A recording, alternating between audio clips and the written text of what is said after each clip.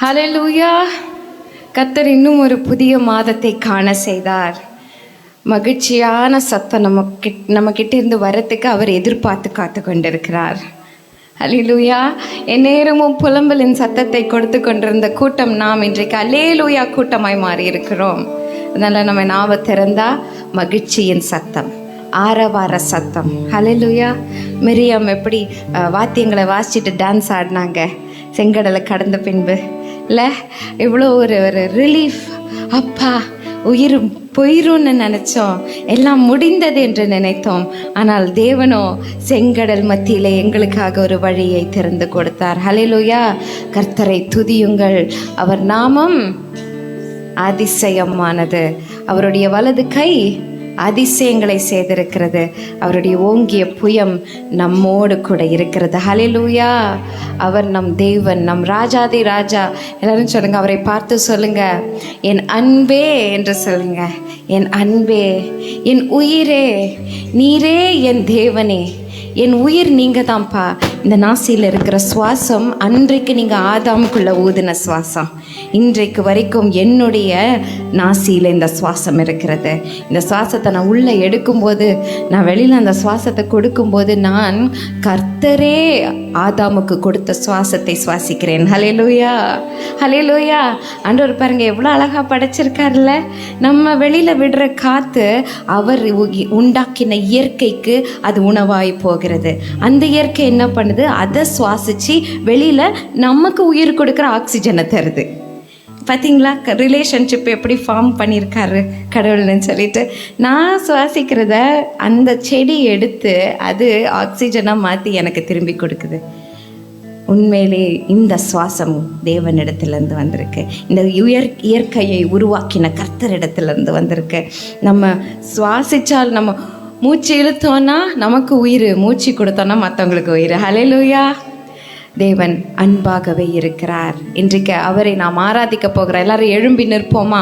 எழுந்து நிற்போமா? எனக்கு ஒரு ஆசை என்ன தெரியுமா? எல்லாரும் அவங்க சேரை ஒதுக்கி வச்சுட்டு இன்னைக்கு நல்ல கையை தட்டி, நல்ல கைகளை உயர்த்தி, நடனமாடி எல்லாம் ஆராதிக்கணும். அதனால உங்கள் சேரை நல்லா தள்ளி வச்சுக்கோங்க, இடித்து விழுந்துடக்கூடாது நீங்கள் ஆராதிக்கும் போது. ஆனால் தேவனுடைய சமூகத்தில் நீங்கள் உங்களை ஊற்றி கொடுக்க போகிறீங்க. ஹல்லேலூயா. ஊற்றி கொடுக்க போகிறீங்க. அவருக்கும் உங்களுக்கும் நடுவில் என்ன பிளவாக இருந்தாலும் பரவாயில்ல. இன்றைக்கு மரணமானாலும் ஜீவனானாலும், உயர்வானாலும் தாழ்வானாலும், எந்த சிருஷ்டியானாலும் சரி, எதுவாயானாலும் இருந்தாலும் சரி, உம்மில் உள்ள எந்த நன்மை பிரிக்க மாட்டாது. மரணம் கூட உம்மில் உள்ள எந்த நன்மை பிரிக்காது. அப்பா, நான் இருக்கிறதுலேயே மோசமான காரியங்களை என் வாழ்க்கையில பார்த்துட்டு வந்திருந்தாலும், நான் மரண இருளின் பள்ளத்தாக்கிலே நடந்து வந்திருந்தாலும், மரணமானாலும் ஜீவனானாலும் உம்மில் உள்ள எந்த நன்மை பிரிக்க மாட்டாது. கரங்களை தட்டி அவருக்கு நன்றி சொல்லுவோமா? கரங்களை தட்டி நன்றி சொல்லுவோமா? தண்ணீர்கள் மீது நடந்தார், அவர் காற்றையும் கடலையும் அதட்டினார். உயிர்த்தெழுந்த தேவன் அவர். அவர் என்னோடு என்றும் இருக்கிறார். சொல்லுங்க, என் கூடவே நிற்பீர், என் கூடவே நிற்பீர், என் கூடவே நிற்பீர், என் கூடவே நிற்பீர். ஹல்லேலூயா, ஹல்லேலூயா. 7 வகை எதிரிகள் வந்த நேரம் தெரியல, எனக்கு யுத்தங்களை செய்தீர், என் கூடவே நின்றீர். ஹல்லேலூயா. புயல் காற்று வீசி வரும் நேரம் எனக்கு தெரியல, ஒன்றும் இழக்காமல் காத்தீர். ஹல்லேலூயா. என்னுடைய ஜீவன் இன்னும் என்னிடத்தில் இருக்கிறது. ஹல்லேலூயா. என்னுடைய ஜீவன் இன்னும் என்னிடத்தில் இருக்கிறது. எனக்கு நம்பிக்கை உண்டு, என் நம்பிக்கை வீண் போகாது. எல்லாரும் நாவை திறந்தவரை துதிப்போம், ஸ்தோத்தரிப்போம். ஹல்லேலூயா, ஹல்லேலூயா. அவரே என்னை காண்பவர். ஹல்லேலூயா. அவரே என்றும் என்னை நடத்துகிறவர். இதுவரை நடத்தினீர், இனிமேலும் நடத்துவீரப்பா. நான் குறையில்லாமல் வாழ்ந்து கொண்டிருக்கிறேன் என்பதை நான் அறிக்கை செய்கிறேன். ஸ்தோத்திரம், ஸ்தோத்திரம், ஸ்தோத்திரம், ஸ்தோத்திரம். Hallelujah. God is good and his mercy endures forever. God is good and his mercy endures forever. Hallelujah.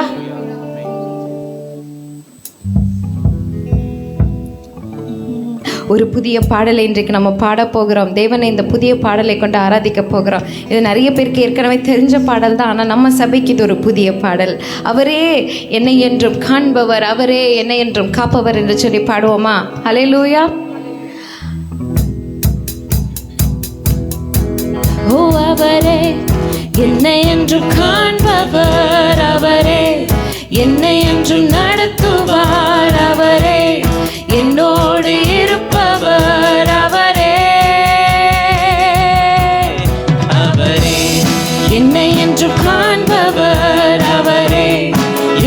என்றும் நடத்துவார் அவரே, என்னோடு இருப்பவர் அவரே. எல்லாம் சொல்லுங்க, அவரே என்னை என்றும் காண்பவர், அவரே என்னை என்றும் காப்பவர், அவரே என்னோடு இருப்பவர் அவரே. ஹல்லேலூயா. எல்லாம் சொல்லுங்க, 1 2 3. அவரே என்னை என்றும் காண்பவர் அவரே, என்னை என்றும் நடத்துவார் அவரே, என்னோடு இருப்பவர் அவரே. அவரே என்னை என்றும் காண்பவர் அவரே, என்னை என்றும் நடத்துவார் அவரே, என்னோடு இருப்பவர் அவரே. கரங்களை தட்டி அவருக்கு நன்றி சொல்லுமா.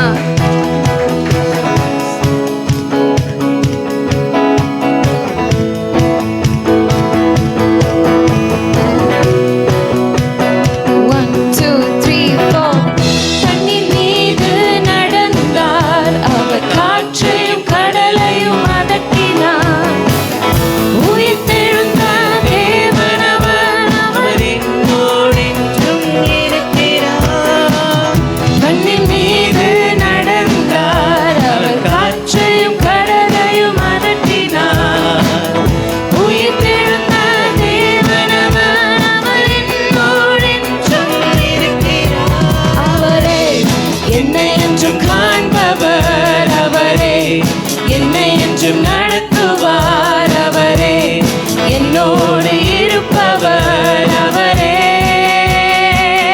துதி அவருக்கே. அவரே என்னை என்றும் காண்பவர் அவரே, என்னை என்றும் நடத்துவார் அவரே, என்னோடு இருப்பவர் அவரே.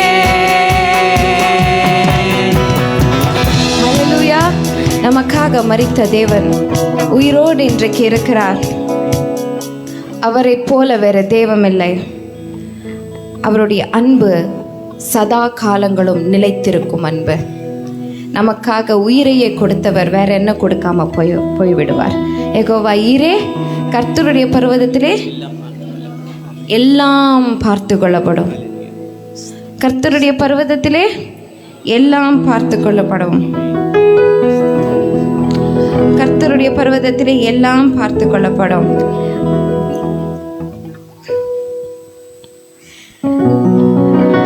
நமக்காக மரித்தார் அவர், நமக்காக உயிர்த்தார், நம் பாவம் கழுவ தன்னை சிலுவையிலே அவர் தந்தார். அவர் போதும் என்று சொல்லுவோம். கண்களை மூடி, என் தேவன் எனக்கு போதும், என் தேவன் எனக்கு போதும். நமக்காக மரித்தார் அவர், நமக்காக உயிர்த்தார், நம் பாவம் கழுவ தன்னை சிலுவையிலே அவர் தந்தார். நமக்காக மரித்தார் அவர், நமக்காக உயிர்த்தார், நம் பாவம் கழுவ தன்னை சிலுவையிலே அவர் தந்தார். அவரே என்னை என்றும் காண்பவர் அவரே, என்னை என்றும் நடத்துவார் அவரே, என்னோடு இருப்பவர் அவரே. அவரே என்னை என்றும் காண்பவர் அவரே, என்னை என்றும் நடத்துவார் அவரே, என்னோடு இருப்பவர் அவரே. ஓ, எனக்காக மேகங்கள் நடுவிலே வரப்போகிறவர் என்னை மறுபடியும் அவர் அழைத்து கொண்டு அவருடைய பரலோகத்தில் எனக்கு ஒரு இடத்தை ஆயத்தம் பண்ணி வச்சிருக்கார். அந்த இடத்திற்கு என்னை கொண்டு போய் விட போகிறார். ஹல்லேலூயா. அவரை நான் மறந்து போனாலும் அவர் என்னை மறவாமல் நினைக்கிறவர். ராஜாதி ராஜாவாய் இருக்கிறார். அகிலத்தை ஆளுகை செய்கிறவர். இயேசுவே அதிகாரம் நிறைந்தவர் என்று சொல்லி பாடுவோம். 1 2 3 4. மேகங்கள் நடுவில் முழக்கத்தின் தொனியில் ராஜாதி ராஜாவாய் அகிலத்தை ஆளுகை செய்வார். மேகங்கள் நடுவில் இடி முழக்கத்தின் தொனியில்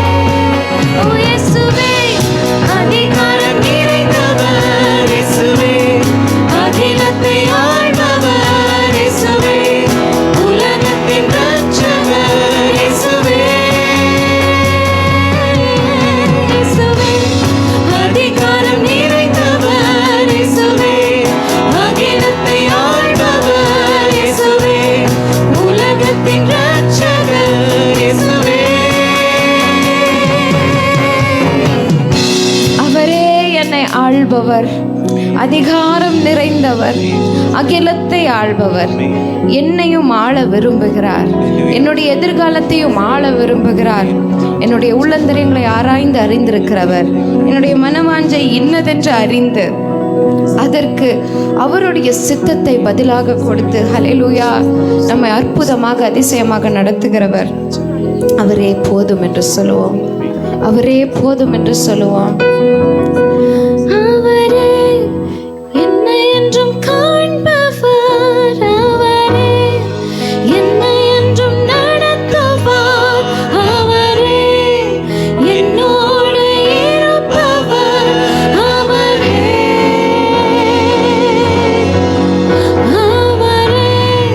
என்னை என்றும் காண்பவர், அவரே என்னை என்றும் நடத்துவார், அவரே என்னோடு இருப்பவர், அவரே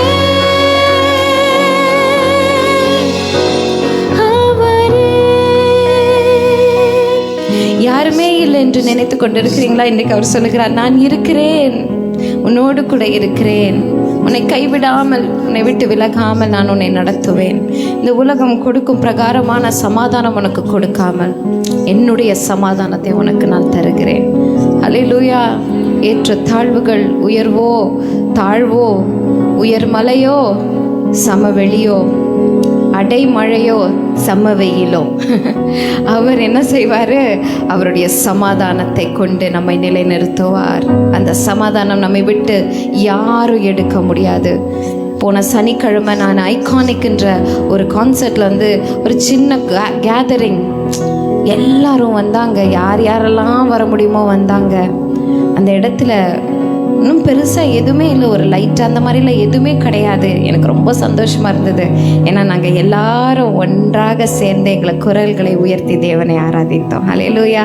அங்கே ஃபோக்கஸ் எதுவுமே கிடையாது, லைட்டா, ஃபேனா, ஸ்மோக் மெஷினா, இதுவா அதுவா எதுவுமே ஃபோக்கஸ் கிடையாது. அங்கே எங்களுடைய ஆராதனை மட்டும்தான் ஃபோக்கஸ் ஆகியிருந்தது. இப்போ என்னையே நான் மறந்து ஊற்றி கொடுத்து நான் டான்ஸ் ஆடினேன். ஹல்லேலூயா. அப்போ எனக்கு ஆச்சரியமாக இருந்தது. என்னை விட்டு நிறைய பாரங்கள் நீங்கி போனது.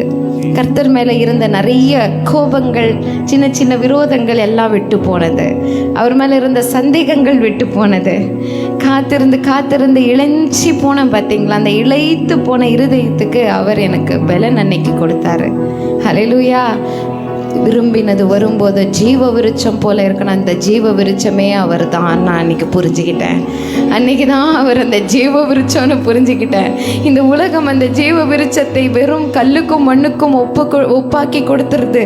கல்லுனா வீடு, மண்ணுனா மனுஷன், அதுக்கு ஒப்பாக்கிடுது. எனக்கு ஒரு வீடு வேணும், ஒரு குடும்பம் வேணும், ஒரு கார் வேணும், இதுதான் ஜீவ விருட்சம் அவங்களுக்கு. ஆனால் இல்லை, நான் அன்னைக்கு புரிஞ்சுக்கிட்டேன், அந்த ஜீவ விருட்சம் என் இயேசு கிறிஸ்து. என் இயேசு கிறிஸ்து என் தாகத்தை தீர்ப்பார், என் பசியை அடக்கி போடுவார். ஹல்லேலூயா. மனிதர்களிடத்திலிருந்து எதிர்பார்க்கிறது அவர் எனக்கு தரும்போது அது மேன்மையாக இருக்கிறது. அவர் போல வேறு தெய்வம் இல்லை. உம்மை ஆராதிக்கிறோம் என்று சொல்லுவோமா?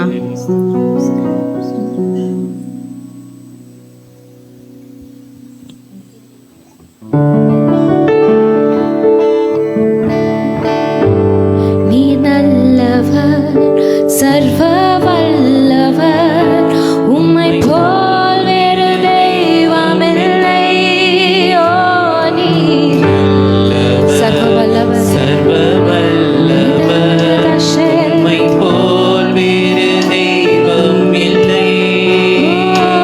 ஹல்லேலூயா, ஹல்லேலூயா, ஹல்லேலூயா,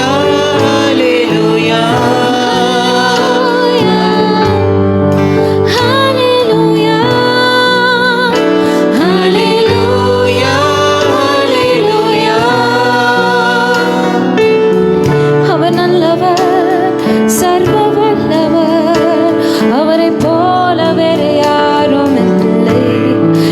அவர் நல்லவர், அவர் நல்லவர், சர்வ வல்லவர், அவரை போல வேறு யாரும் இல்லை.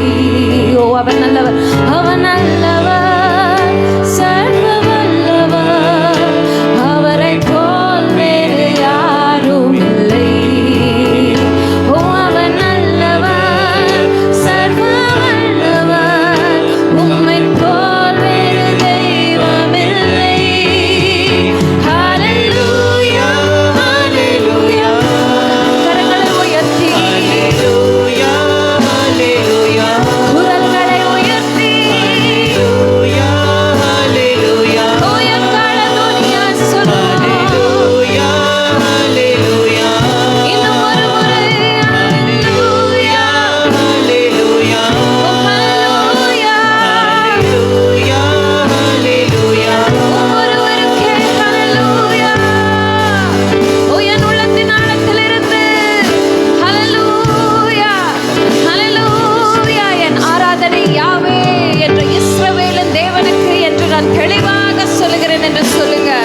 நான் யாரை ஆராதிக்கிறேன் என்று ஒரு சில சமயத்தில் நினைப்பூட்டும் அளவுக்கு பிசாசானவன் எனக்கு முன்பாக நின்று என்னை சோதனைக்கு உட்படுத்துகிறான்.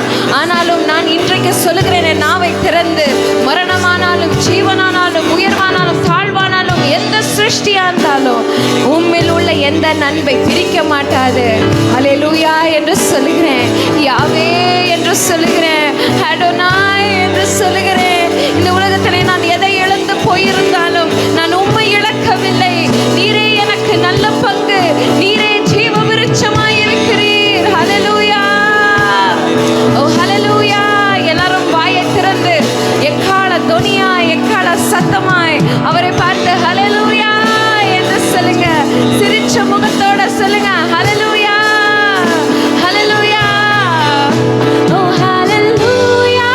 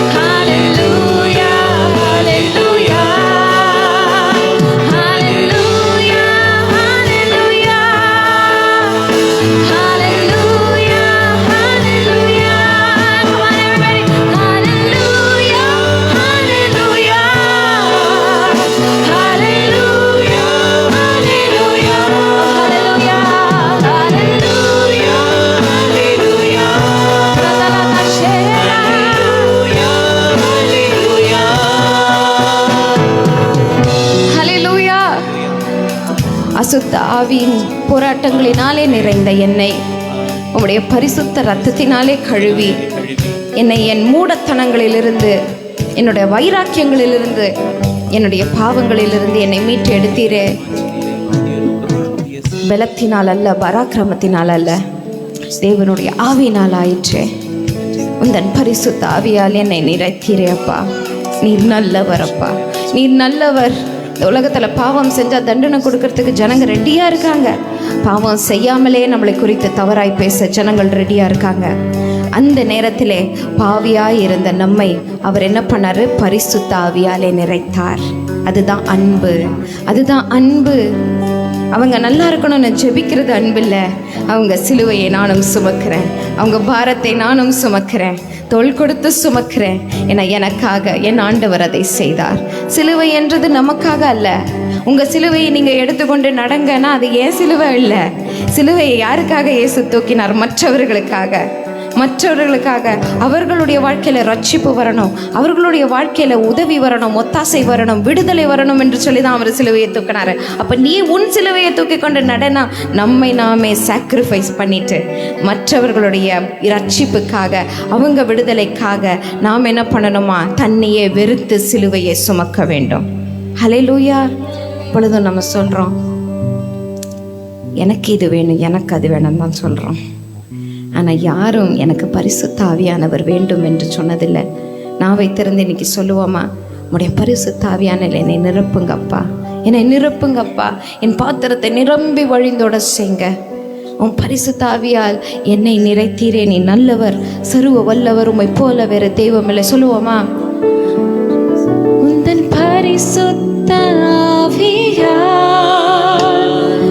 என்னையும் நிறைத்தீரே, உங்கள் பரிசுத்த ஆவியால் என்னையும் நிறைத்தீரே. நீ நல்லவர், சர்வ வல்லவர், உம்மை போல் வேறு தெய்வம் இல்லை. நீ நல்லவர், சர்வ வல்லவர், உம்மை போல் வேறு தெய்வம் இல்லை. ஹல்லேலூயா, ஹல்லேலூயா, ஹல்லேலூயா, ஹல்லேலூயா, ஹல்லேலூயா, ஹல்லேலூயா, ஹல்லேலூயா, ஹல்லேலூயா. எல்லாரும் கரங்களை தட்டி அவருக்கு ஆராதனை செய்வோம். ஹல்லேலூயா. நீ நல்லவர், சர்வ வல்லவர், உம்மை போல் வேறு தெய்வமில்லை. ஓ, நீ நல்லவர், சர்வ வல்லவர், உம்மை போல் வேறு தெய்வமில்லை. ஹல்லேலூயா, ஹல்லேலூயா, ஹல்லேலூயா, ஹல்லேலூயா, ஹல்லேலூயா, ஹல்லேலூயா, ஹல்லேலூயா, ஹல்லேலூயா. குரல்களை உயர்த்தி ஹல்லேலூயா, ஹல்லேலூயா, ஹல்லேலூயா, ஹல்லேலூயா. எல்லாரும் வேகமாய் ஹல்லேலூயா, ஹல்லேலூயா, ஹல்லேலூயா, ஹல்லேலூயா, ஹல்லேலூயா, ஹல்லேலூயா, ஹல்லேலூயா, ஹல்லேலூயா, ஹல்லேலூயா, ஹல்லேலூயா, ஹல்லேலூயா, ஹல்லேலூயா, ஹல்லேலூயா. கரங்களை தட்டி அவருக்கு நன்றி சொல்லுமா? Yes yes yes. ஹல்லேலூயா. என் அன்பே, என் உயிரே, நீரே என் தேவனே. கரங்களை தட்டுவோம். என் அன்பே, come on. என் உயிரே, நீரே என் ஜீவனே. என் அன்பே, என் உயிரே, நீரே என் தேவனே. என் அன்பே, என் உயிரே, நீரே என் ஜீவனே.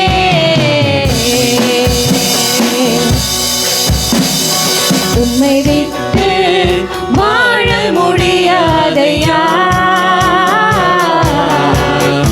ஏசையா ஏசையா உம் அன்பை விட்டு வாழ முடியாதையா ஏசையா ஏசையா உம்மை பிரிந்து வாழ முடியாதையா ஏசையா ஏசையா உம் அன்பை பிரிந்து வாழ முடியாதையா ஏசையா ஏசையா அன்பே என் உயிரே நீரே என் ஜீவனே என் அன்பே என் உயிரே நீரே என் தேவனே அவரை பார்த்து சொல்லுவோம் அன்பே என் உயிரே நீரே என் ஜீவனே என் அன்பே என் உயிரே நீரே என் தேவனே ஹல்லேலூயா ஒரு தாயை போல என்னை தேற்றினார் ஒரு தந்தையை போல என்னை சுமந்தார் அவர்தான் என் அன்பு என் உயிர் என் ஜீவன் எல்லாமே இன்றைக்கு இருக்கிற காரியங்கள் நாளைக்கு என் கண் முன்னாடி ஒருவேளை இல்லாம போகலாம் ஆனா அவரோ என்னை கைவிடாமல் கடைசி வரைக்கும் முதிர் வயதிலையும் நரைமுடி 1 2 3 என்று எண்ணும் போதும் என் கூடவே நிற்பார் ஹல்லேலூயா என்னை ஏந்துவார் என்னை சுமப்பார் என்னை தப்புவிப்பார் உனக்கு நம்பிக்கை உண்டு அந்த நம்பிக்கை வீண் போகாது என்று சொல்லி வாக்குத்தத்தம் பண்ணினவர் உண்மையுள்ளவர் ஹல்லேலூயா ஒரு தாயை போல என்னை தேற்றினீரே ஒரு தந்தை போல என்னை சுமந்து கொண்டீர் ஒரு தாயை போல என்னை தேற்றினீரே தந்தை போல என்னை சுமந்து ஒரு தந்தை போல என்னை சுமந்து கொண்டீர் என் அன்பே என் உயிரே நீரே என் ஜீவனே என் அன்பே என் உயிரே நீரே என் தேவனே ஒன்று சேர்ந்து அன்பே என் உயிரே நீரே என் ஜீவனே என் அன்பே என் உயிரே நீரே என் தேவனே ஹல்லேலூயா ஹல்லேலூயா Hallelujah, hallelujah, hallelujah, hallelujah, hallelujah, hallelujah. ஹல்லேலூயா ஹல்லேலூயா கடைசியா ஹல்லேலூயா ஹல்லேலூயா கைகளை உயர்த்தி ஹல்லேலூயா ஹல்லேலூயா ஹல்லேலூயா ஹல்லேலூயா ஹல்லேலூயா இன்னைக்கு நம்ம நல்லா துதிச்சோமா பாரம் நீங்க துதிச்சோமா இந்த பாரம் நீங்கினால இந்த வாரம் முழுவதும் உங்களுக்கு வெற்றியின் வாரமாய் இருக்க போகிறது எவ்வளவு யுத்தங்கள் வந்தாலும் எனக்குள்ளே இருக்கிற சமாதானத்தை யாரும் எடுத்து போட முடியாது உம்மிலுள்ள எந்த நன்மை யாரும் பிரிக்க மாட்டாது நான் உம்மை ஆராதித்து துதித்து கொண்டு மேற்கொள்ளுவேன் இந்த உலகத்தில் அநேக உபத்திரவங்கள் இருக்கும் ஆனாலும் நான் திடன் கொள்ளுவேன் உலகத்தை ஜெயித்த இயேசு கிறிஸ்து எனக்கு உள்ளே வாசமாயிருக்கிறார் அவர் ஜெய கம்பீரம் ராஜாவின் ஜெய கம்பீரம் எனக்குள்ள இருக்கிறது நல்ல ஹல்லேலூயா என்று சொல்லி நான் மேற்கொள்ளுவேன் நான் எகிப்தை விட்டு வந்த எகிப்து இனி செல்ல போகிறேன் கானா இவர் ரெண்டுத்துக்கும் நடுவில் என் அல்லேலூயா கானா ஹல்லேலூயா நான் அல்லேலூயா என்று பாடிக்கொண்டே மேற்கொள்ளுவேன் காட் பிளஸ் யூ தேங்க்யூ ஏசப்பா இன்றைக்கு எங்கள் துதியிலே நீர் வாசமாக இருந்தீர் நல்லா ஆராதிக்கிறதுக்கு எங்களுக்கு விடுதலையை கொடுத்தீங்க நேரத்தை கொடுத்தீங்க உமக்கு நன்றி நீர் நல்லவர் வல்லவர் சர்வ வல்லவர் உம்மை போல வேறு தெய்வம் மட்டும் இல்லை வேற யாரும் இல்லை என்று சொல்லி நாங்கள் இந்த துதியை உம்மிடத்தில் ஏறெடுக்கிறோம் எங்கள் அன்பின் பரமபிதாவே ஆமேன். ஒரு வல்லமையான துதியின் நேரத்திற்கு பிறகு நாம் இப்பொழுது கர்த்தருடைய வார்த்தையை வாசிக்கப் போகிறோம். 150வது சங்கீதத்தை வாசிப்பதற்கு ஆஷாவை முன்பாக அழைக்கிறேன். 150வது சங்கீதத்தை நாம் எழுந்து நின்று மாறி மாறி வாசிப்போம். இதுவும் ஒரு துதியின் ஸ்தோத்திரத்தின் சங்கீதமாக இருக்கிறது. சங்கீதம் 150. அல்லேலூயா, தேவனை அவருடைய பரிசுத்த ஸ்தலத்தில் துதியுங்கள். அவருடைய வல்லமை விளங்கும் ஆகாய விரிவை பார்த்து அவரை துதியுங்கள்.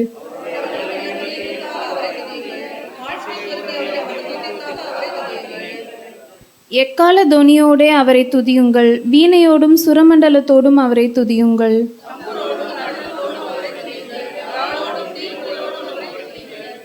ஓசையுள்ள கைத்தாளங்களோடும் அவரை துதியுங்கள். பேரோசையுள்ள கைத்தாளங்களோடும் அவரை துதியுங்கள். சுவாசமுள்ள யாவும் கர்த்தரை துதிப்பதாக. அல்லேலூயா. கர்த்தருடைய பரிசுத்த நாமத்துக்கு மகிமை உண்டாகட்டும். நமக்கும் நாம் ஆராதிக்கிற, நாம் நம்புகிற, விசுவாசிக்கிற, அறிக்கை செய்கிற இயேசு கிறிஸ்துவுக்கும் நாம் இதுவரைக்கும் பற்றி பிடித்து நம் வாழ்க்கையை கையிலே ஒப்பு கொடுத்திருக்கிற பரம தகப்பனுக்கும் நமக்கும் நடுவில் இருக்கிற உறவை குறித்து சில காரியங்களை இன்றைக்கு சுருக்கமாக நம்ம பார்க்க போகிறோம். உறவு என்பது ரொம்ப ரொம்ப முக்கியம். தேவன் மனிதனோடு உறவு கொள்ள ஆசைப்படுகிறார் என்பது ஆச்சரியமான விஷயம். மனிதன் தேவனோடு உறவு கொள்ள விரும்புகிறார் என்பது, மனுஷன் விரும்புகிறான் என்பது புரிந்து கொள்ளக்கூடிய ஒன்று. ஆனால் நம்மை படைத்த தேவன் நம்மோடு உறவு கொள்ள விரும்புகிறார். அது ரொம்ப ஆச்சரியமாக இருக்கு. தேவனுடைய இதயத்திலும் கூட ஒரு வெறுமை இருக்கிறது. அது ஒரு பெரிய ஆச்சரியமான விஷயம். இல்லை என்றால் அவர் ஏன் மனிதனை படைக்க வேண்டும், மனிதனை தேட வேண்டும்? அவருடைய ஜீவ சுவாசத்தை கொடுத்து மனிதனை உருவாக்கினார். மனிதன் ஜீவ ஆத்மாவானான். அந்த மனிதனை தேடி பகலின் குளிர்ச்சியான வேளையில் வருகிறார். அவனோட ஐக்கியம் கொள்ள வருகிறார். அங்கே உறவு மிக முக்கியமாக இருக்கிறது. அப்போது அந்த தேவனுடைய இதயத்திற்கே அங்கே மனிதன் தேவைப்படுகிறான். அப்படி என்று சொன்னால் நமக்கு தேவன் எவ்வளவு அவசியம் என்பதை நம்ம கண்டிப்பாக நான் பார்க்க வேண்டும். இன்றைக்கு ஆங்கில ஆராதனையில் 139வது சங்கீதத்தை நாங்கள் தியானித்தோம். அதில் நீங்கள் பார்த்தீங்கன்னா சங்கீதக்காரன் சொல்லுகிற சில காரியங்கள் ரொம்ப ஆச்சரியமாக இருக்கிறது. ஒரு அறிமுகத்துக்காக சில வசனங்களை மாத்திரம் நான் எடுக்கிறேன். அதை ஃபுல்லாக நான் எடுக்க போகிறதில்ல. ஆங்கில ஆராதனையில் முழுமையாக நான் எடுத்தேன். சில காரியங்கள் ரொம்ப ரொம்ப ஆச்சரியமாக இருக்கிறது. அவர் மனிதனை பற்றி யோசிக்கிற எண்ணங்கள், அந்த சங்கீதக்காரனுக்கு அவர் கொடுத்திருந்த அந்த வெளிப்பாடு ரொம்ப ரொம்ப ஆச்சரியமான வெளிப்பாடு. 139வது சங்கீதத்துக்கு உங்களை பரிசுத்த வேதாகமலை என்னோடு கூட திருப்பிக் கொள்ளுங்கள். சில வசனங்களை மாத்திரம் நம்ம பார்க்க போகிறோம். முதலாவது வசனம் சொல்கிறது, கர்த்தாவே நீர் என்னை ஆராய்ந்து அறிந்திருக்கிறீர். ஆராய்ந்து அறிந்திருக்கிறீர்னா என்னன்னாக்கா, நான் யார் என்று அவருக்கு தெரியும். நான் என்ன எண்ணங்களை நினைப்பேன் என்று அவருக்கு தெரியும். எப்படி செய்து முடிப்பேன் என்று தெரியும். அநேக பெற்றோருக்கு பிள்ளைகளை பற்றி தெரியும். அவங்க பேசுனா எதுக்காக பேசுகிறாங்க, எங்கே வராங்க, சுற்றி வளைச்சி என்ன செய்ய போகிறாங்க, அவர்களுக்கு அது தெரியும். அந்த மாதிரி படைத்த தேவன் நம்மை ஆராய்ந்து அறிந்திருக்கிறார். உட்காருதலையும் எழுந்திருக்கதலையும் அறிந்திருக்கார். அது எனக்காவது நீங்கள் வாசிக்கும் போது யோசிச்சிருக்கீங்களா? உட்காருதலை அறிந்திருக்கிறார், எழுந்திருக்கதை அறிந்திருக்கிறார். அப்படின்னா என்ன அர்த்தம்? சும்மா உட்கார்றது எந்திரிக்கிறதை பற்றி சொல்லலை. அவர் என்ன சொல்கிறார் தெரியுமா? நீ என்ன காரணத்திற்காக ஒரு இடத்துல போய் உட்கார்ற அதை எனக்கு தெரியும். நீ எந்த காரணத்துக்காக உட்கார்ந்திருக்கிற இடத்துல, படுத்திருக்கிற இடத்திலிருந்து நீ எழும்புகிற அதுவும் எனக்கு தெரியும்.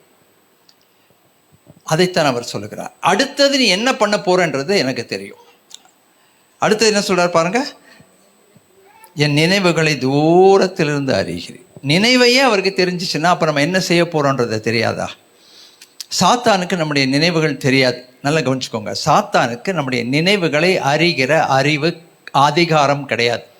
அதனால தான் அவன் என்ன பண்ணுறான்னா, வாயிலிருந்து வார்த்தையை வாங்குகிறான். அவன் வாயிலிருந்து வாங்குகிற வார்த்தையை வைத்து கொண்டு தான் அவன் நம்மை அவனுடைய வழியில் நடத்துவதற்கு பார்க்கிறான். ஏதேன் தோட்டத்தில் ஏவாள் ஆதாம் கிட்ட ஏவாள் தனியாக இருக்கும்போது அவன் என்ன கேட்குறான்னா, வாயிலிருந்து எப்படி வாங்குறான் பாருங்க. மெட்ராஸ் பாஷையில் சொல்லணும்னா போட்டு வாங்குறது. தேவன் சிருஷ்டித்த இந்த விருட்சங்களில் எல்லாம் நேரடியா கேட்காம சொல்றான், நீ இந்த தேவன் சிருஷ்டித்த அத்தனை விருட்சங்களிலே உன்னை புசிக்க வேண்டாம் என்று சொல்லி இருக்கிறாராம்.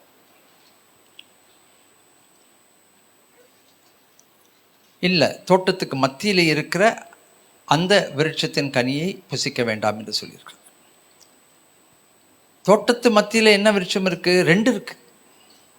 ஒன்று ஜீவ விருட்சமும் அங்கதான் இருக்கு, நன்மை தீமை அறியத்தக்க விருட்சமும் அங்கேயே தான் இருக்கு.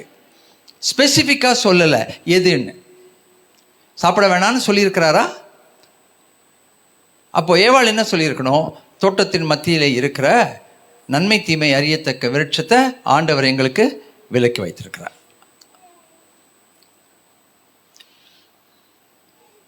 அப்போ அவன் என்ன சொல்றான் தெரியுமா? நீ சாப்பிட்டால் சாகவே சாக மாட்டாய். அவர் சொல்லியிருக்கிறாரு சாகவே சாவாயின்னு. நீ சாவன்னு சொல்லியிருக்கிறாரு. அதை நீ சாப்பிட்டா நீ சாவ. அவன் என்ன சொல்றான்? நீ சாகவே சாவதில்லை. ஏவாள் எந்த மரத்தை பத்தி பேசிட்டு இருக்கா? நன்மை தீமை அறியத்தக்க மரத்தை. அவன் எந்த மரத்தை பத்தி சொல்றான்? ஜீவ விருட்சத்தை. ஆனா அது ஜீவ விருட்சம் என்று சொல்லாம சொல்றான் அவன். இப்போ ஆண்டவர் சொல்லுகிறார் நீ சாகவே சாவாய். அவன் சொல்லுகிறான் நீ சாக மாட்ட. பார்த்தீங்களா? வாயிலிருந்து வார்த்தையை வாங்கி தான் அவன் பேச முடியும். வாயிலிருந்து வார்த்தையை வாங்கி தான். அதனால தான் அவிசுவாச அறிக்கை ரொம்ப டேஞ்சரஸ். ஏன்னா அவிசுவாச அறிக்கை வாங்கும்போது அது அவனை ஊக்குவிக்கும். நமக்கு விரோதமாக செயல்படுத்துவதற்கு, நம்மை செயல்படுத்துவதற்கு, அவனும் செயல்படுவதற்கு அது ரொம்ப ரொம்ப அவனுக்கு பிரயோஜனமாக இருக்கும். அதனால தான் அவிசுவாச வார்த்தைகள் வாயிலிருந்து வரக்கூடாது. ஆனால் அடிக்கடி நம்ம அதுதான் தூண்டப்படுறோம். அப்படி தான் பேசி முடிக்கிறோம். அந்த வார்த்தைகளை வைத்தே அவன் நம்மளை குற்றவாளி ஆக்கிடுவான் கடைசியில்.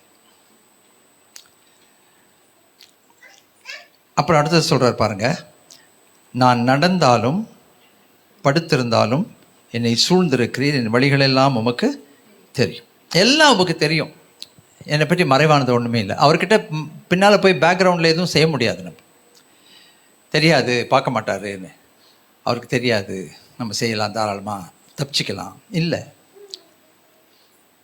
இதில் எனக்கு ரொம்ப பிடித்த வசனம் என்னன்னாக்கா 5வது வசனம், முற்புறத்திலும் பிற்புறத்திலும் நீர் என்னை நெருக்கி உமது கரத்தை வைக்கிறேன். அது ரொம்ப அழகான வசனம். என்ன முற்புறத்திலும் பிற்புறத்திலும் நெருக்குகிறார்னு என்ன அர்த்தம்? இப்படி போட்டு 2 கைக்கு நடுவில் போட்டு நெருக்கிறது இல்லை, ஸ்குவீஸ் பண்ணுறதில்ல. நம்ம சில நேரத்தில் 2 கையில் போட்டு இப்படி தேய்ப்போம் பார்த்தீங்களா, அந்த எலுமிச்சம் பழத்துக்கு ஜூஸ் எடுக்கிறதுக்கெல்லாம் இப்படி. அது இல்லை, அப்படி இல்லை. இது முற்புறத்திலையும் என்னை நெருக்குகிறார், பிற்புறத்திலும் நெருக்குகிறார். அப்படின்னா என்ன அர்த்தம்னா, என்னுடைய அபிலாசைகளை நிறைவேற்றுவதற்கு நான் போகும்போது அவர் என் பாதைகளை அடைக்கிறார். ஓசியா 2வது அதிகாரம். முள்ளுகளினாலும் துறிஞ்சிகளினாலும் பாதையை அடைப்பேன் என்று கர்த்தர் சொல்கிறார். இவனை செய்ய நினைச்சு நம்ம போனால், நீங்கள் நம்ம ஒரு நல்ல ஒரு விசுவாசியாக இருந்தால், கர்த்தருடைய பிள்ளையாக இருந்தால், அருமையான தேவ ஜனமே, தேவனுக்கு பிரியமில்லாத காரியத்தை நம்ம செய்ய போகும்போது கர்த்தர் கண்டிப்பாக அங்கே ஒரு வேலையை அடைப்பார். எப்படி பாலாம் தீர்க்கதரிசி இஸ்ரவேல் ஜனங்களை சபிக்க போன போது கழுதைய காலோட செவுத்து வச்சு தேய்ச்சார். அவன் என்ன நினைக்கிறான்? போயிடலாம், சபிச்சிடலாம், சபிச்சா கைக்கூலி கிடைக்கும். ராஜாவையும் பிரியப்படுத்துகிற மாதிரி ஆச்சு, பாலாக் ராஜாவையும் பிரியப்படுத்துகிற மாதிரி கைக்கூலியும் கிடைக்கும். அவன் அப்படி நினைக்கிறான். ஆனால் உண்மையை நடக்கிறது என்னென்னா, ஆண்டவர் அங்கே செக் வைக்கிறாரு. அதை தாண்டி நம்ம போக முடியாது. அதுக்கு தாண்டி போனால் அடி விழுகும். அதைத்தான் சங்கீதக்காரன் ரொம்ப அழகாக சொல்கிறாரு, முற்புறத்திலும் பிற்புறத்திலும் நீர் என்னை நெருக்கி உமது கரத்தை என் மேல் வைக்கிறீர். இந்த இந்த அறிவு எனக்கு மிகுந்த ஆச்சரியமும் மிகவும் எட்டாத உயரமுமாய் இருக்கிறது. என் வாழ்க்கையில் இதை நான் அனுபவிச்சிருக்கேன். சில காரியங்களை செய்ய தேவன் அனுமதிக்கவே மாட்டார். தெரியும் இவர்தான் இருக்காரு, இவர் தான் தலை போடுறாரு, இவர் தான் அந்த காரியத்தை செய்ய விடாம பண்றாரு, இவர் தான் தெளிவா தெரியும், அவருடைய தேவ பிரசனம் தெரியும். அப்பதான் உள்ளுக்குள்ள ஒரு பயம் வரும். ஏன் தெரியுமா? அவர் பார்த்து கொண்டிருக்கிறார், ஆண்டவர் பார்த்து கொண்டிருக்கிறார்.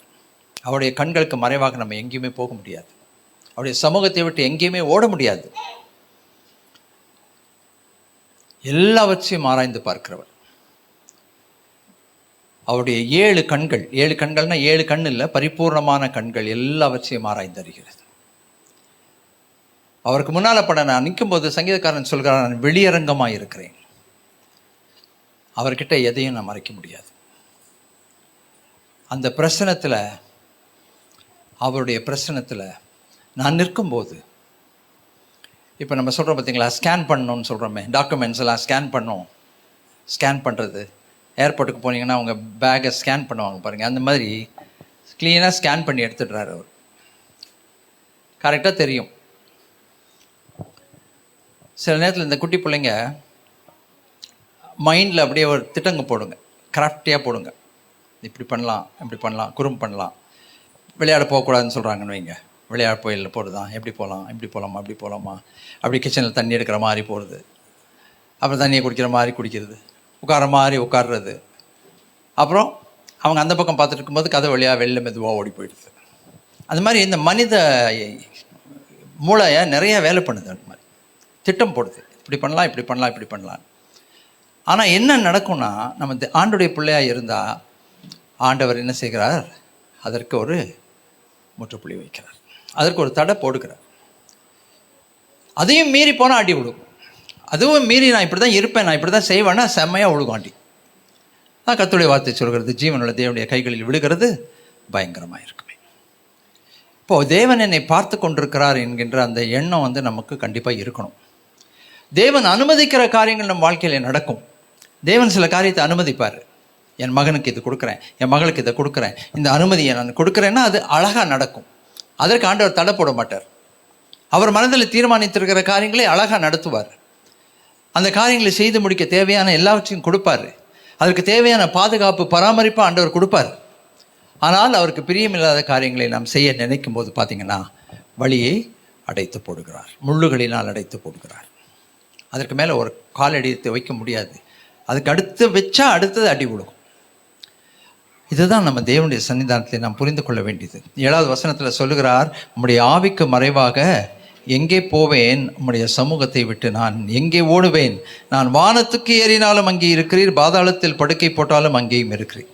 நான் விடியற் காலத்து செட்டைகளை எடுத்து சமுத்திரத்தின் கடையாந்தரங்களில் போய் தங்கினாலும் அங்கேயும் உமது கை என்னை நடத்தும், உமது வலது கரம் என்னை பிடிக்கும். அல்லேலூயா. எங்கே போனாலும், எங்கே போய் ஒளிஞ்சுக்கிட்டாலும், மகனே நான் இங்கே தான் இருக்கேன், உன் கூட தான் இருக்கேன், மகளே நான் உன் கூட தான் இருக்கேன், இங்கே தான் இருக்கேன். ஏன்? அவருடைய வார்த்தை உண்மை, அவருடைய வாக்குத்தத்தம் உண்மை. நான் உன்னை விட்டு விலகுவதும் இல்லை, உன்னை கைவிடுவதும் இல்லை. அல்லேலூயா. நான் உன்னை விட்டு விலகுவதும் இல்லை, உன்னை கைவிடுவதும் இல்லை என்று சொல்லி இருக்கிறாரே. எப்படி விடுவார்? விட மாட்டார். இப்போது நம்ம ஆஷாவுடைய பிள்ளை இருக்கட்டும், ரிஷானா இருக்கட்டும், அல்லது ஆராதியாவாக இருக்கட்டும். ஆராதியா இப்போது கொஞ்சம் மெச்சூர், கொஞ்சம் வளர்ந்தாச்சு. ஆனால் அந்த குழந்தைங்களுக்கு ஒரு பழக்கம் இருக்குது, என்ன தெரியுங்களா?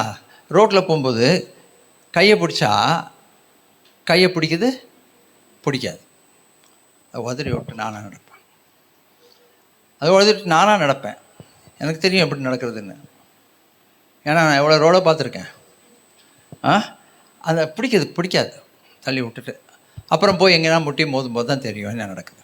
அந்த மாதிரி சில நேரத்தில் தேவனுடைய அன்பின் கரத்தை விட்டு நம்ம என்ன பண்ணுறோன்னா அவரை விட்டுடுறோம். நம்ம வேணும் வேண்டாம், நான் பார்த்துக்கிறேங்க, என் வாழ்க்கையை மேனேஜ் பண்ண எனக்கு தெரியுங்க. எத்தனை வயதானாலும் சரி உங்கள் வாழ்க்கையை மேனேஜ் பண்ண உங்களுக்கு தெரியாது. உங்கள் வாழ்க்கையை நீங்கள் நிர்வகித்து நடத்துகிறதற்கான ஞானமோ பலனோ உங்களுக்கு கிடையாது. அதற்கு அவருடைய ஆலோசனை வேணும். ஆமீன். அதனால் சங்கீதக்காரன் ரொம்ப அழகாக சொல்கிறாரு, உம்முடைய ஆவிக்கு மறைவாக எங்கே போவேன், உம்முடைய சமூகத்தை விட்டு நான் எங்கே ஓடுவேன்? நான் எங்கே போனாலும் நீங்கள் அங்கே இருக்கிறீங்க. அதனால் எனக்கு என்ன வேணும்னா உங்களுடைய ஆலோசனை எனக்கு வேண்டும் சுவாமி என்று சொல்லி ஆண்டுடைய கரத்தில் அவர் கொடுக்கிறார். 17வது வசனம் பாருங்கள். தேவனே உமது ஆலோசனைகள் எனக்கு எத்தனை அருமையானவைகள், அவைகளின் தொகை எவ்வளவு அதிகம். அதாவது ஒரு காரியத்தை செய்துவிட்டு அப்புறமா வருந்துறதை விட செய்கிறதுக்கு முந்தி கொஞ்சம் யோசித்து செஞ்சால் அநேக வருத்தங்கள் மிஞ்சும். துணிகரமாக ஒரு காரியத்தை செஞ்சுட்டு என்னதான் வந்தாலும் பரவாயில்ல, கான்சிக்வன்ஸ் விளைவுகள் என்ன இருந்தாலும் பரவாயில்ல, அது அப்படின்னு பண்ணி முடித்த பிறகு அடி வாங்கும்போது, இல்லாத ஏதோ ஒரு பிரச்சனை ஆகும்போது, நான் சொல்கிறேன், இந்த பிள்ளை கையை உதறிட்டு போகுது இல்லையா, போகிற பிள்ளை அவசர அவசரமாக ஓடி போய் ரோடை கிராஸ் பண்ணுதுன்னு வைங்க, கார் வந்து அடிக்குது, அடித்தா என்ன நடக்கும் அங்கே? அப்போ தோணும், ஐயோ நம்ம அப்படி பண்ணியிருக்கக்கூடாது. இப்போ ஒவ்வொரு முறையுமே ஒரு காரியத்தை செய்து விட்டு ஐயோ நான் பண்ணியிருக்கக்கூடாது, ஐயோ நான் பண்ணியிருக்கக்கூடாது, ஐயோ நான் பண்ணியிருக்கக்கூடாது, ஐயோ நான் பண்ணியிருக்கக்கூடாதுன்னா அப்புறம் வாழ்க்கை என்ன இருக்குது? ஒரு முறை நம்ம செய்கிற காரியத்தில் பாடம் கற்றுக்கொண்டா அடுத்த முறை அந்த ஞானம் நமக்கு இருக்கணும், வேண்டாம். ஏன்னா இது எங்கேயோ கொண்டு போகுது. ஏதோ ஒரு போராட்டம் வருது, ஏதோ ஒரு பிரச்சனை வருது, ஏதோ ஒரு கஷ்டம் வருது, ஏதோ ஒரு துன்பம் வருது. அதனால் வேண்டாம், எச்சரிக்கப்படுகிறோம். ஆனால் கர்த்தருடைய வார்த்தை என்ன சொல்லுது? நீ வழி இதுவே, இதில் நடுவுங்கள் சொல்கிற மெல்லிய குரல் உங்கள் காதுகளிலே கேட்கும். எப்போ? இடதுபுறம் வலதுபுறம் சாயும் போது. அந்த ஆரம்பத்திலேயே அது ஆண்டவர் உணர்த்துவார், மகனே உனக்கு இது வேண்டாம், மகளே இது உனக்கு வேண்டாம், இந்த காரியத்தை யோசிக்காத, இந்த காரியத்தை இப்படி செய்யணும்னு நினைக்காத, இதை நீ செய்து முடித்துருவன்னு நினைக்காத. ஏனென்றால் பின்னால் பிரச்சனை வரும். பின்னால் பிரச்சனை வரும்போது நீ கண்ணீர் விட்டு கதற வேண்டியிருக்கும். அப்போ கதறி பிரயோஜனம் இல்லை. ஏன்? போகும்போதே அவருடைய சத்தம் கேட்கிறது, மகனே வேண்டாம், மகளே வேண்டாம், இது உனக்கு நல்லதில்லை. அப்போ ஆண்டவர்கிட்ட என்ன கேட்கணும்? ஆண்டவரை எனக்கு ஆலோசனை கொடுங்க. அவருக்கு ஒரு பேர் இருக்குது, ஆலோசனை கர்த்தர். ஆலோசனை கொடுங்க ஆண்டவரே. அவைகளின் தொகை எண்ணவும் அதிகம். எவ்வளவு அதிகம்! அவைகளை நான் எண்ண போனால் மணலை பார்க்கிலும் அதிகமாம். நான் விழிக்கும்போது இன்னும் உம் மண்டையிலே இருக்க. அழகான ஒரு வசனம். நான் விழிக்கும்போது இன்னும் உம் மண்டையிலே இருக்கிறேன். விழிக்கும்போது உம் மண்டையிலே இருக்கிறேன். நான் படித்த ஸ்கூல் வந்து முனிசிபல் ஹை ஸ்கூல். ஜன்னல் இருக்கும், ஜன்னல் கதவு இருக்காது. கிளாஸ்க்கு ஜன்னல் இருக்கும், ஆனால் ஜன்னல் கதவு இருக்காது. லிட்ரலாக நீங்கள் பார்த்தீங்கன்னா வாத்தியார் அட்டெண்டன்ஸ் வாசிக்கும்போது அவர் சீரியஸாக உட்காந்து வாசித்துட்டு இருப்பார். பேர் சொல்லுவார், ஒரு பேரை சொல்லுவான். உள்ளேனையா உள்ளேனையா உள்ளேனையான்னுவான். 4வது ஆளுக்கு கூப்பிடும்போது உள்ளேனையா வெளியே ஐயா ஆயிரும், ஜன்னல் வழியாக வெளில போயிடுவான். 2வது கூப்பிட்டா உள்ளே இருக்க மாட்டான். அநேக இடத்துல நம்ம கூட அப்படி தான் இருக்கிற மாதிரி இருக்கிறோம், இருக்கிற மாதிரி காமிச்சிக்கிறோம், கூடவே இருக்க மாதிரி காமிச்சிக்கிறோம். ஆனால் விழிக்கும்போது பார்த்தா எங்கே போய்டுறோம்? வெளில போயிடுது.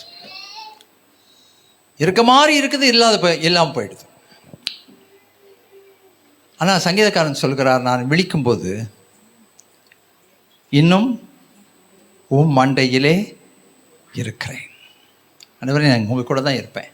நான் உங்களை விட்டு விலைக்கு போக மாட்டேன், உங்கள் கூட தான் இருப்பேன். உங்களை நான் தள்ளி விட்டுற மாட்டேன், வேண்டான்னு சொல்ல மாட்டேன், உங்களை கைவிட்டுற மாட்டேன், நான் உங்களை கைவிட்டுற மாட்டேன். நான் விழிக்கும்போது நான் இன்னும் உம் மண்டையிலே இருக்கிறேன். இரவிலே அவர் என்னுடைய கடைசி எண்ணம். கரங்களை வைத்து சொல்லுங்க, இரவிலே அவர் என்னுடைய கடைசி எண்ணம். தான் கண்ணில் மூடுறதுக்கு முந்தி என்னுடைய கடைசி எண்ணம் யார் தெரியுமா? என் தேவன். விழிக்கும்போது அவர் என் முதல் எண்ணம். காலையில் எந்திரிக்கும் போது யாரை தேடுகிறோம், யாருடைய முகம் ஞாபகத்துக்கு வருது, ரொம்ப முக்கியங்க அது. இந்த ரெண்டுமே ரொம்ப முக்கியம்.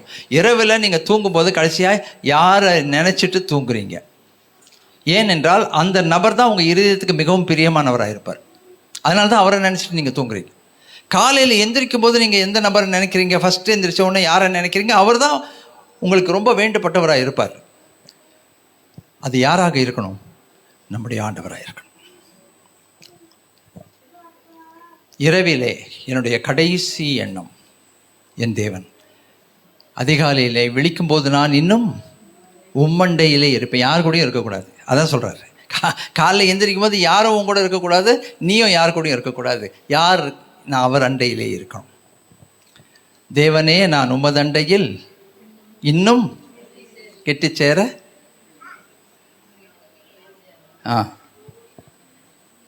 என்ன அழகான ஒரு பாடல் இல்லை? பாடுவோமா? ஸ்கேல் கொடுக்குறீங்களா?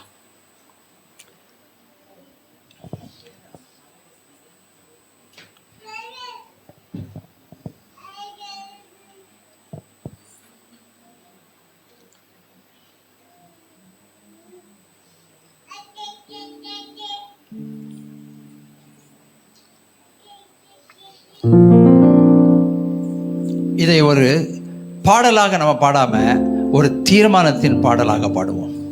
சரிங்களா? ஆண்டவர்கிட்ட கரங்களை வைத்து சொல்லுங்கள், ஆண்டவர் சும்மா எல்லாம் பாடல, யாரோ ஒரு எழுதி வச்ச பாட்டு நல்ல பாட்டு நான் பாடுறேன் இல்லை, நான் இந்த காரியத்தில் உண்மையாக இருப்பேன் ஆண்டவரே, உங்களுக்கு உண்மையாக இருப்பேன். என்ன இது வரைக்கும் என்னை படைத்து எனக்கு ஞாபகம் தரித்து என்னை வளர்த்து என்னை ஆளாக்கி கொண்டு வந்தீங்களே, உங்களுக்கு நான் உண்மையாக இருப்பேன் ஆண்டவர். இந்த விஷயத்தில் அந்த அந்த அந்த உண்மையை சொல்லி பாடுவோமா நம்ம?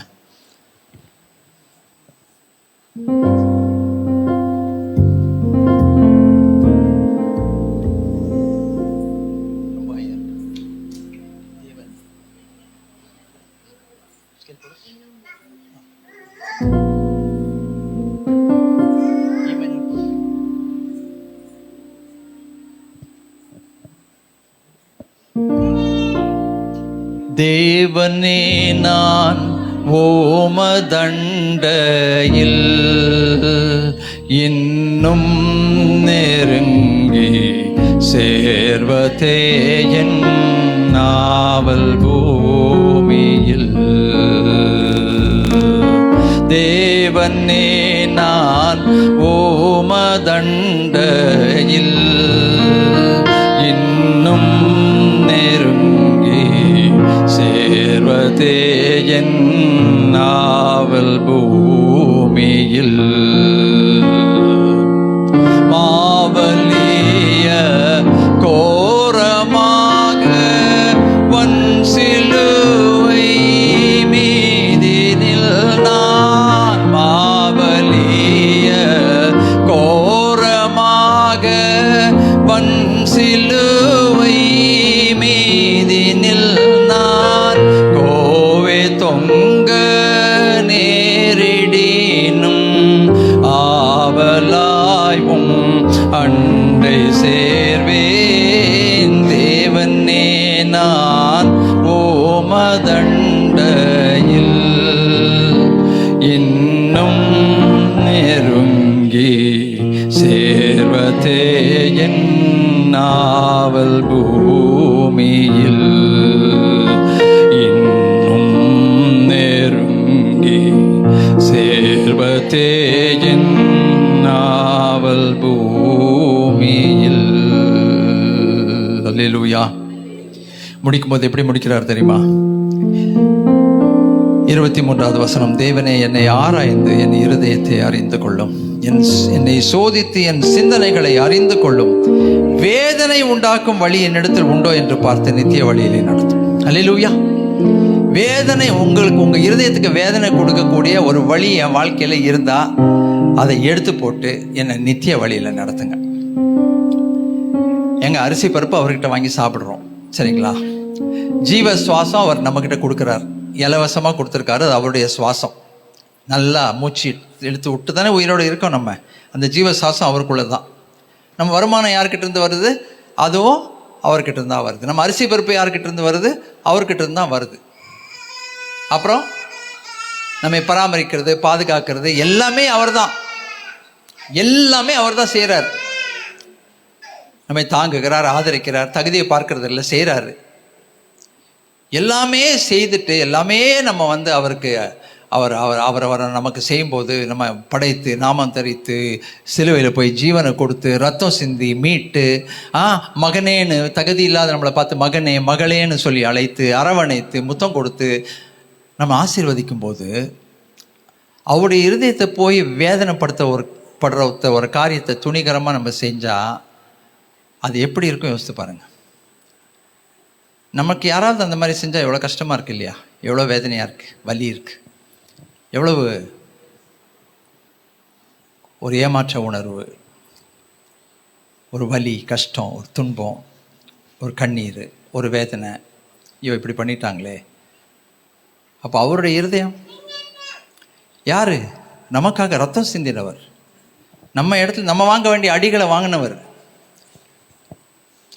அவருடைய இருதயத்தை துன்பப்படுத்துகிற வேதனை உண்டாக்குகிற ஒரு காரியத்தை நம்முடைய வாழ்க்கையில் நம்ம வைத்துக்கொள்ளக்கூடாது. அவருடைய இருதயத்தை பிரியப்படுத்தி நடப்பதற்கு நம்ம கற்றுக்கொள்ள வேண்டும். நான் ஏற்கனவே உங்களுக்கு இந்த உதாரணத்தை சொல்லியிருக்கிறேன். ஒரு வாலிப பிள்ளை ரொம்ப அழகாக சொன்னான். அவளுக்கு நான் கவுன்சிலிங் பண்ணிகிட்டு இருக்கும்போது சொன்னான். என்ன சொன்னான்னா, அவள் வந்து வீட்டை விட்டு இங்கே வந்து ஹாஸ்டலில் தங்கியிருந்து படிக்கிற ஒரு பிள்ளை. எல்லாருக்கும் இருந்த உரிமை அவளுக்கும் இருந்தது, வெளியில் போகிறதுக்கு, ஊர் சுற்றுறதுக்கு. யார்கிட்ட வேணால் போகலாம், யார் கூட வேணால் வெளில போயிட்டு வரலாம். யாரும் பார்க்க போகிறதில்ல, யாரும் கேட்க போகிறதில்ல. அவள் என்னோட பேசும்போது சொன்னான், அங்கிள் எல்லாருக்கும் இருக்கிற சோதனை எனக்கும் தான் இருக்குது அங்கிள், இல்லைன்னு சொல்லலை. என் கூட இருக்கவங்கெல்லாம் வெளில போகிறாங்க வர்றாங்க, அவங்க அதை பற்றி யோசிக்கிறதே இல்லை. கண்ண மாதிரி ஊர் சுற்றுறாங்க, ராத்திரி லேட்டாக வராங்க, சினிமாவுக்கு போகிறாங்க, என்ஜாய் பண்ணுறாங்க லைஃப்பை. அந்த உரிமை எனக்கும் இருக்குது, அந்த அந்த அந்த அந்த ஆசை எனக்கும் இருக்குது. ஆனால் ஒரே ஒரு விஷயத்தை நான் யோசிக்கிறேன், நான் அப்படி செய்ய மாட்டேன். ஏன் செய்ய மாட்டேன்னா, என் ஆண்டவருடைய இருதயம் துக்கப்படும்.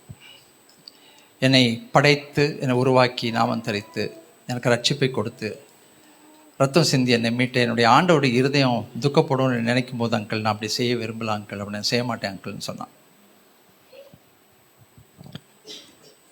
அதே போல் இன்னொரு உதாரணம் எனக்கு ஞாபகம் வருகிறது. கணவர் ரொம்ப அழகான ஒரு கணவர், அந்த மனைவியும் பார்க்குறதுக்கு ரொம்ப அழகாக இருப்பாங்க. ஆனால் கல்யாணமாகி 4 வருஷத்தில் என்னாச்சுன்னா, அந்த கணவருக்கு கை கால் வராமல் போயிடுச்சு. படுக்கையோட படுக்கை ஆகிட்டார். 4 வருஷம் அத்தனை வேலையும் இந்த அம்மா தான் பண்ணணும். படுக்கையில் அவரை பார்த்துக்கிறது அவ்வளோ சுலபம் கிடையாது, உங்களுக்கு தெரியும். அவர் நல்ல பாடி நல்லாயிருக்கும், இவங்க கொஞ்சம் ஒல்லியாக இருப்பாங்க. இப்போ நிறைய பேர் அவங்கள பார்த்து, அந்த அம்மா பார்த்து என்ன சொன்னாங்க, நான் 4 வருஷம் தானே ஆச்சு, இப்போ டாக்டருங்க என்ன சொல்கிறாங்க, இவர் கை விட்டு எந்திரிக்க மாட்டாருன்னு சொல்கிறாங்க, படுக்கை விட்டு இனிமேல் எந்திரிக்க மாட்டாருன்னு சொல்கிறாங்க, நீ பேசாமல் வேறு கல்யாணம் பண்ணிக்கோ. ஒன்றும் தப்பு இல்லை, அவரை யாராவது பார்த்துப்பாங்க, அவங்க வீட்டில் ஆளுங்க இருக்காங்க, அவங்க பார்த்துப்பாங்க. உன் வாழ்க்கையை நாசப்படுத்தாத, உன் வாலிபத்தை நாசப்படுத்தாத, போய் கல்யாணம் பண்ணிக்கோ, பரவாயில்ல. பார்க்குறதுக்கு அவங்க நல்லா இருப்பாங்க, மாப்பிள்ளை கிடைப்பாங்க கண்டிப்பாக.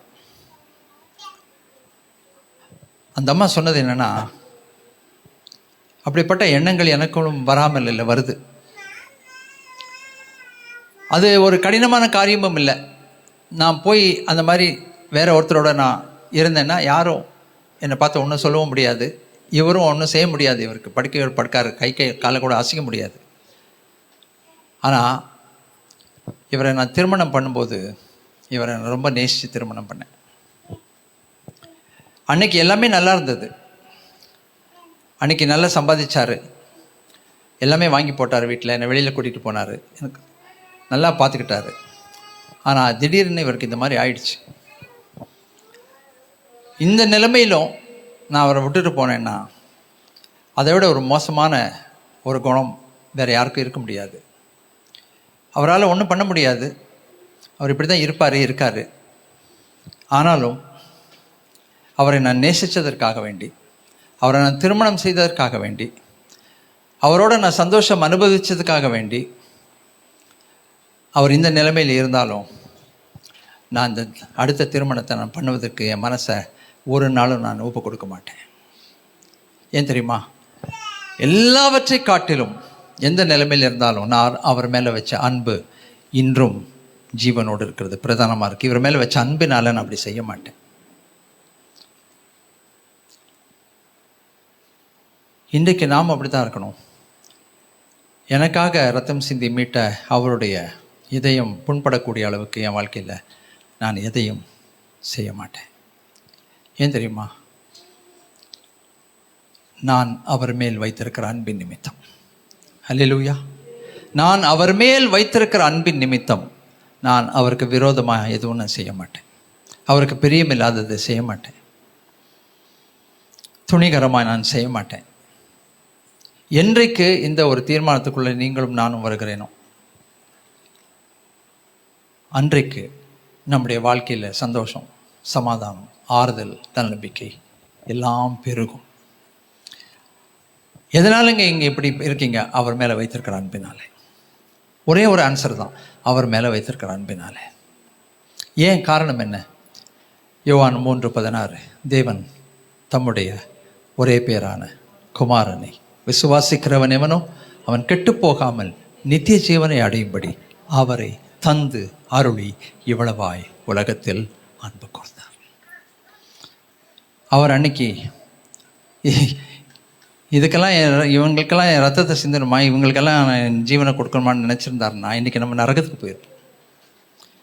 என்ன ஒரு அழகான வசனம். இன்னொரு முறை சொல்லுவோமா? தேவன் தம்முடைய ஒரே பேரான குமாரனை விசுவாசிக்கிறவன் எவனோ அவன் கெட்டு போகாமல் நித்திய ஜீவனை அடையும்படி அவரை தந்து அருளி இவ்வளவாய் உலகத்தில் அன்பு கொண்டார். எவ்வளோ நேசிக்கிறீங்க ஆண்டவரேன்னு கேட்கும்போது அவர் வார்த்தையில் சொல்லலையாம், 2 கைகளை விரித்து ஜீவனை விட்டாராம். அந்த அன்புக்கு உண்மையாக இருப்போமா? அந்த அன்புக்கு உண்மையாக இருப்போமா? 24 மணி நேரமும் அவருடைய கண்கள் நம்மை பார்த்து கொண்டிருக்கிறது. அந்த அன்புக்கு உண்மையாக இருப்போமா? அவருடைய இருதயத்தை பிரியப்படுத்துவோமா?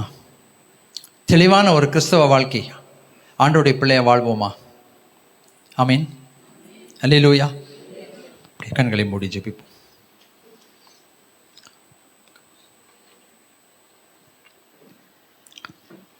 கண்களை மூடி அப்படியே ஜெபம் பண்ணுவோம். இன்னைக்கு இந்த செய்தியில் தேவன் உங்களோட என்ன பேசினார்? இது வெறும் இந்த ஆலயத்துக்குள்ளே இருக்கிற எண்ணம் மாத்திரம் இல்லை. இங்கே கேட்டோம், ஆமாம் நல்லா இருந்துச்சு சொன்னார், ஓகே நல்லா கரெக்டு தான் அவர் சொன்னது.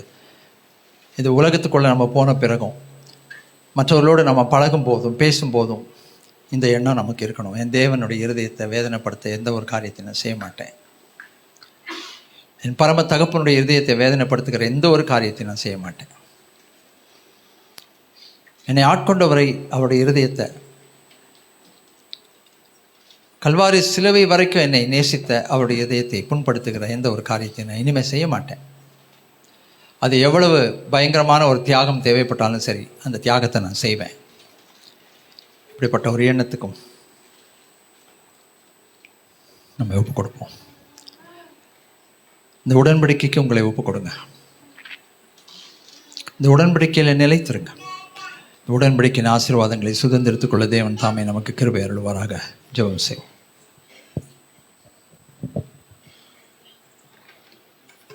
நாம் கேட்டவிடமாக இந்த உடன்படிக்கையிலே நாம் எப்பொழுதும் நிலைத்திருக்கத்தக்கதாக தேவன் தாமே நமக்கு உதவி செய்வாராக.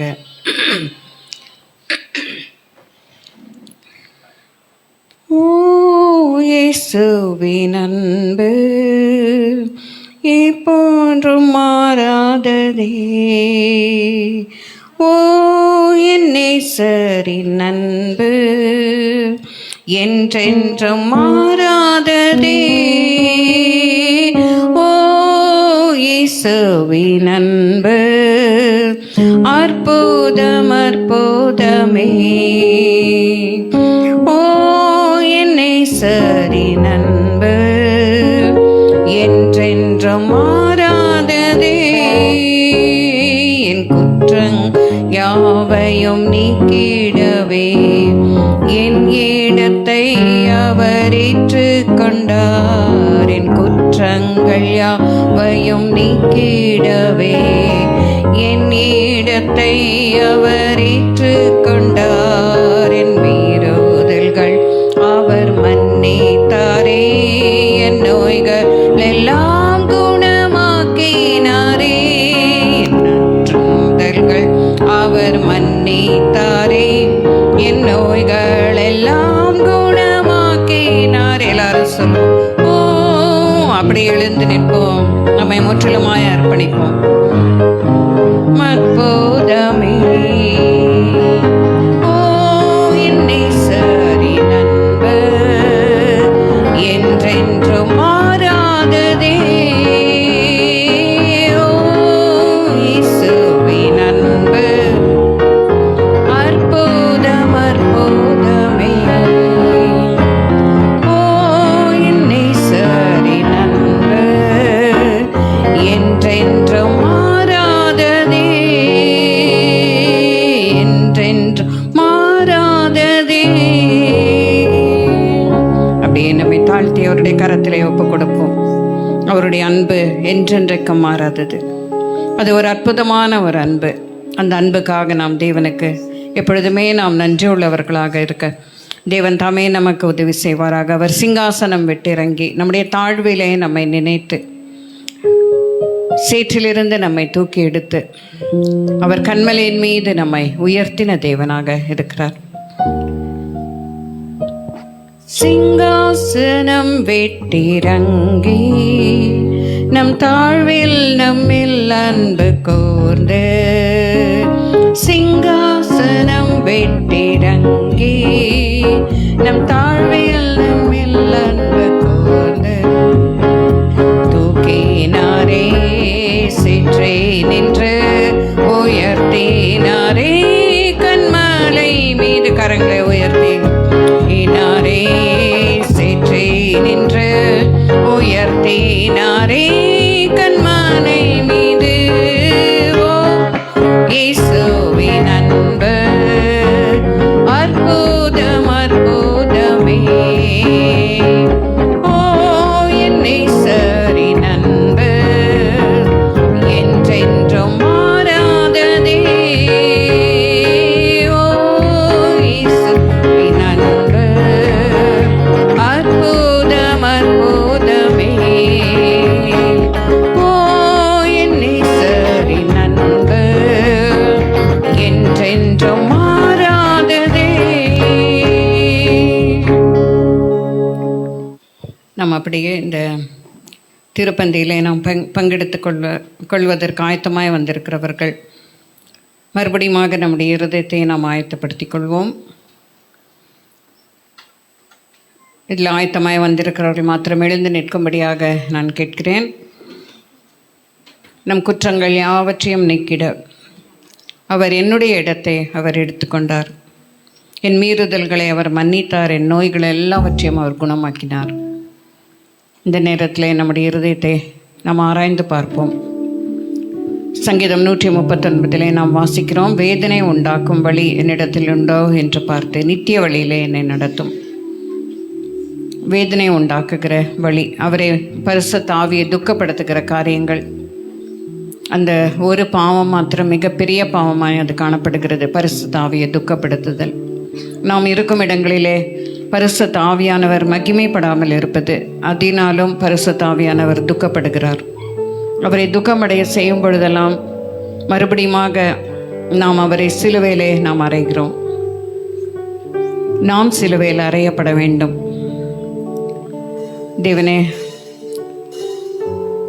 நான் இருக்க வேண்டிய இடத்துல, நான் அறையப்பட வேண்டிய இடத்துல நீர் சிலுவையில் அறையுண்டீரப்பா. என்னுடைய குற்றங்கள், குறைகள், பாவங்கள், மீறுதல்கள் எல்லாவற்றையும் மன்னியும். துணிகரமான பாவங்கள், இரகசிய பாவங்கள் எல்லாவற்றிலும் இருந்தும் என்னை விடுதலையாக்கும் என்று சொல்லி கேட்போம்.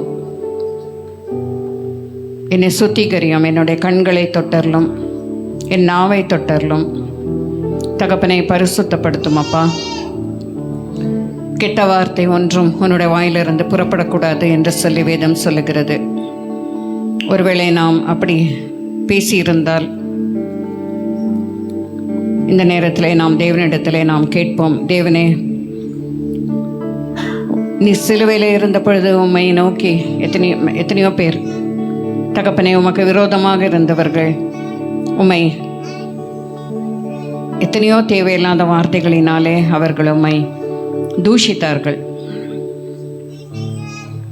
அவர் செய்யாத பாவங்களை எல்லாம் சொல்லி அவரை தூஷித்தார்கள். ஆனால் இயேசு கிறிஸ்து ஒருவர் மாத்திரம் சிலுவையிலே வெற்றி சிறந்தவராய் அவர் காணப்பட்டார்.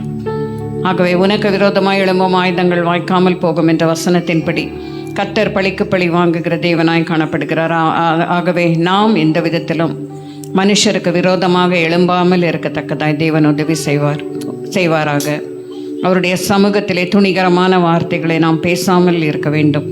தேவனை அப்படிப்பட்ட ஒரு கிருபையை நீர் எனக்கு தாருமப்பா. என்னை பரிசுத்தப்படுத்தும். ஒரு முறை பரிசுத்தின் மேல் பரிசுத்தமடைந்து உம்முடைய சாயலாய் நான் மாறத்தக்கதாய் உதவி செய்தலும். என்னுடைய சாயல் வர வர எப்படி இருக்கிறது என்று சொல்லி நாம் யோசித்து ஆராய்ந்து பார்ப்போம்.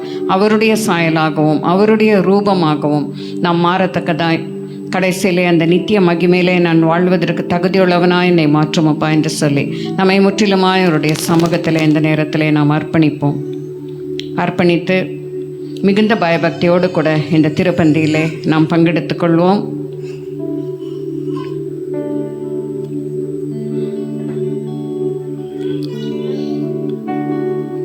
தேவனே, சுட்டெரிக்கப்பட வேண்டிய காரியங்கள் சுட்டெரிக்கப்படட்டும். வேதத்திலே ஆறுதலான வார்த்தைகள் மாத்திரமல்ல, எச்சரிக்கும் வார்த்தைகளும் இருக்கிறது. அந்த எச்சரிப்பின் வார்த்தைகளை நாம் எடுத்துக்கொள்வோம். அதை நமக்காக நாம் எடுத்துக்கொள்வோம். அவர் எவ்வளவு எச்சரிக்கிறாரோ அவ்வளவு நமக்கு நல்லது. அவர் எவ்வளவு கடிந்து கொள்ளுகிறாரோ அவ்வளவு நமக்கு நல்லது. அவர் எவ்வளவு அடிக்கிறாரோ அவ்வளவு அணைக்கிற தேவனாய் அவர் காணப்படுகிறார். ஆகவே அப்படிப்பட்ட கிருபையிலே நம்மை வழி நடத்தி இந்த திருப்பந்தியிலே நாம் பங்கு கொண்டு அவரோடு கூட ஐக்கியப்படத்தக்கதாய் கர்த்தர் தாமே நமக்கு உதவி செய்வாராக. இந்த திருப்பந்திக்கு ஆயத்தமாக இருக்கிறவர்கள், முதலாவது சகோதரர்கள், நீங்கள் ஒருவேளை நீங்கள் குடும்பமாய் வந்து எடுத்துக்கொள்ள வேண்டும் என்று சொன்னால் நீங்கள் வரலாம். பிறகு சகோதரிகள் வந்து எடுத்துக்கொள்ளும்படியாக.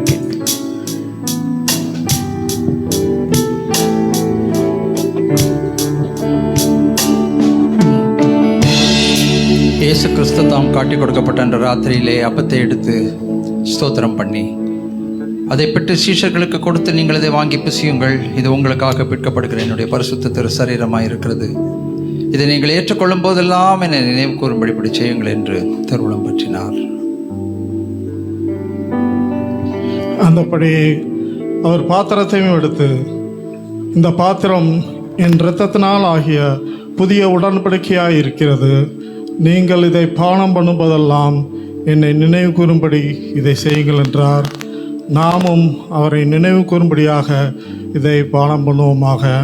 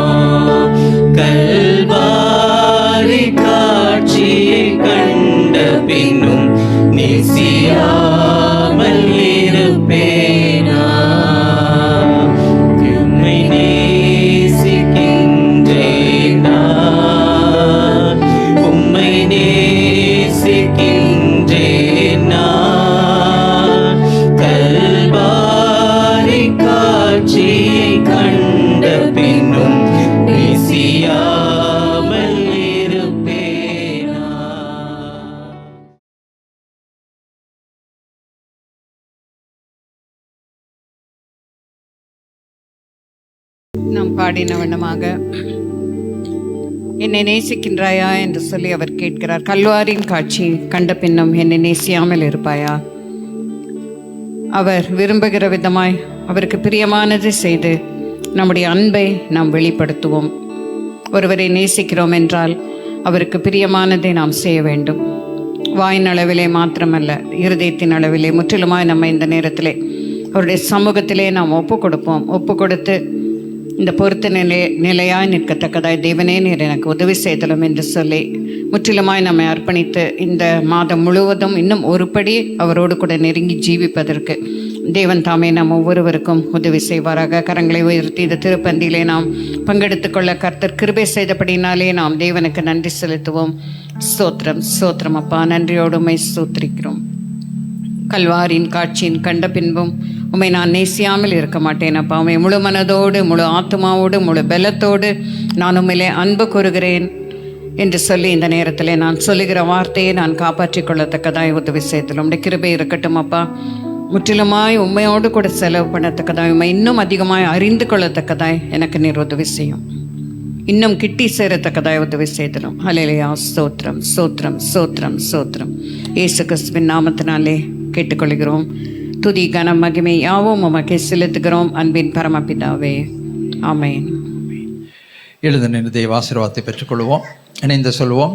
நம்முடைய ஆண்டவராக இயேசு கிறிஸ்துவின் கிருபை, பிதாவின் அன்பு, பரிசுத்த ஆவியானவருடைய வழிநடத்துதல் இருக்கும். முழுவலுமே பரிசுத்த நாமத்தை ஸ்தோத்திரி. ஆத்துமாவே கர்த்தரை ஸ்தோத்திரி. அவர் செய்த சகல உபகாரங்களையும் மறவாதே. ஆமென். தேவ தயவுக்கும் கிருபைக்கும் இரக்கத்துக்கும் சமாதானத்துக்கும் ஆறுதலுக்கும் நல்நம்பிக்கைக்கும் உங்களை அர்ப்பணிக்கிறோம். கர்த்தருடைய மனமகிழ்ச்சி இன்றும் என்றும் சதா காலங்களிலும் உங்களோடு கூட நிலைத்திருப்பதாக. ஆமென். அல்லேலூயா. God bless you. God bless you.